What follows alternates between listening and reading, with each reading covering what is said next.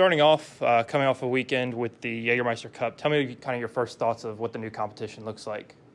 It was great. There was some fresh energy with it. It brought a new dynamic. The penalty shootout at the end, I think we had a lot of young fans at the game who all sparked an interest. It's obviously non-traditional for people that have been in the game for a while, but for the new generation of fans that we're trying to grow here in South Georgia, I thought it was a pretty cool event to get the last-minute equaliser. I think the team deserved.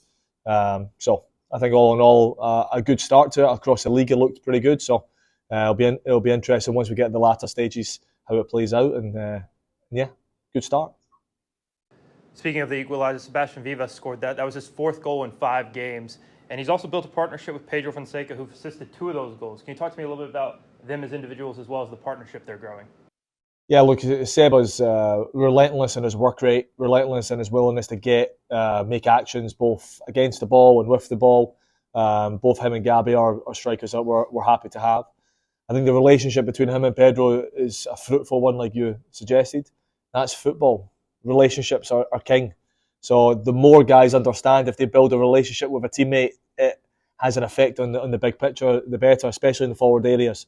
So Jordan Melia does a nice job of trying to cultivate relationships in the training sessions that he does with some of the attacking guys.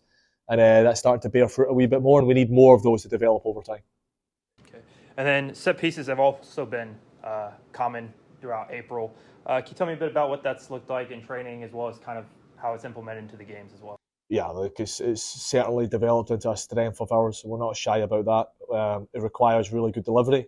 We feel like we've got 3 or 4 guys in our squad that can give consistent, strong delivery, box movement, aggression. It's one of those, why would you not be really good at set pieces? Last year we were poor at them, and we felt as a staff that was one of the factors. We were weak on them defensively and didn't score an awful lot of them offensively, and we were 1 point shy of reaching the playoffs and making a run to try to retain our championship. So I would be naive at best as a coach if I didn't look at last season and say, okay, we're going to correct that with deliveries, with aggression in the box, and right now it's bearing fruit and getting us points. And then play at Omaha this weekend, and then you travel to Charleston midweek, and then travel again to Greenville, all on the road, all 3 different competitions. Tell me how you prepare for the team and how you handle all that travel on a roster. Okay, the traveling is what's the alternative? If somebody wants to complain about the travel, it's like, what do you want to do? Do you want to be in a 9-to-5 job, or do you want to be somebody that goes on a plane to games, to drive to Charleston to play a game midweek? So that part kind of takes care of itself. The different competitions, look, we've got a week ahead of us to where we play not just 3 good opponents, 3 like top opponents.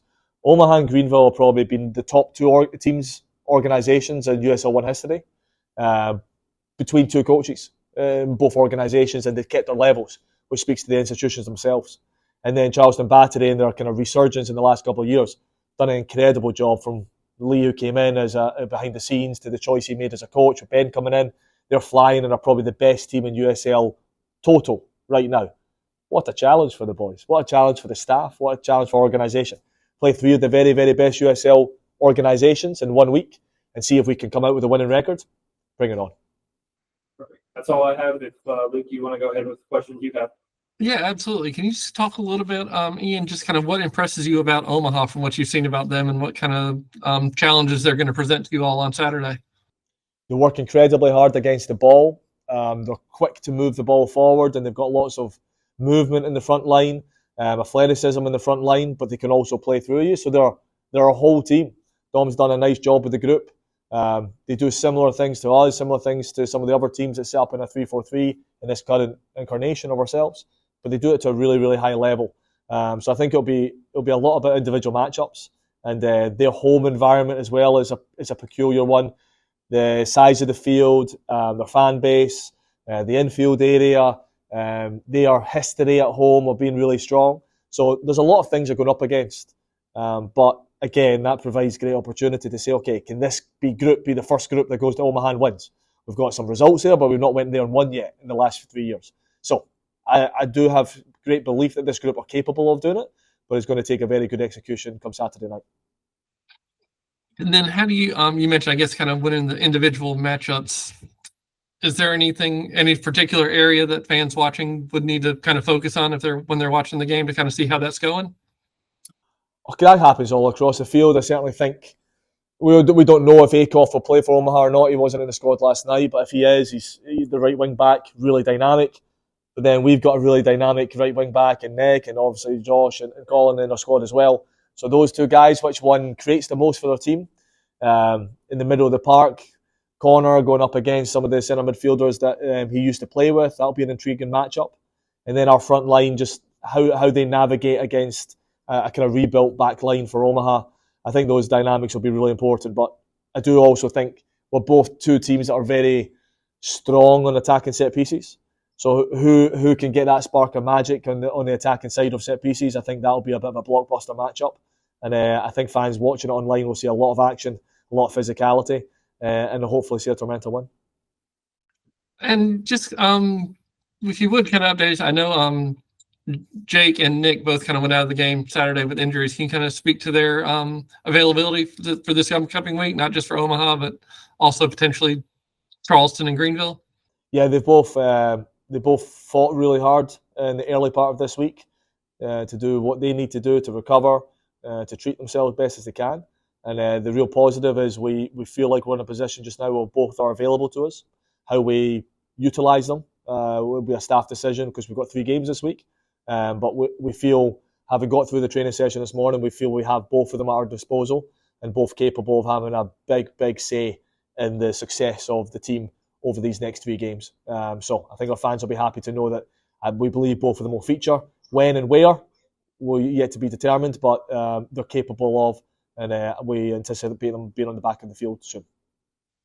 Excellent. And one other thing I wanted to ask you about, in the last, I guess, since the last Greenville game, I've spoken to you, spoken to a couple of players, and unprompted, y'all have kind of brought up the impact that game had and how that wasn't necessarily reflective of how y'all played or how you believe yourself to be as an organization. Can you kind of talk about what that game meant going forward from the obviously disappointing result and how you've been able to use that game going forward to, I guess, move the team forward? Yeah, obviously I'm not privy to what the players have said about it. I do know the post-game questionnaires and what answers they give and how they digested the game. What was positive for the staff is I think we all walked out reading their questionnaire comments. It was that they understood the details that were lost, that didn't make us successful in that night, but they also didn't overreact as a group to throw out all the good stuff we're doing.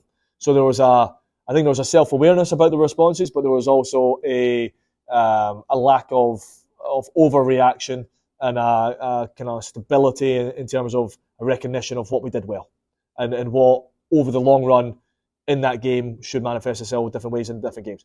I don't think we're outstanding against Greenville, but I don't think we should have lost the game 3-0 either. So it's one of those games where the game just gets away from you a wee bit. I think in the first half they deserved the lead, but then I think we should have taken the game back from there. Didn't quite do enough.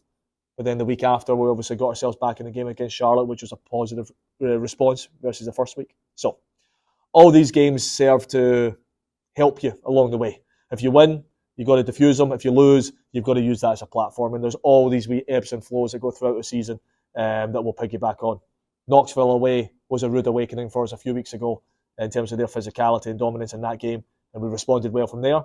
Hopefully that Greenville game leapfrogs us again another gear, which we anticipate seeing this week.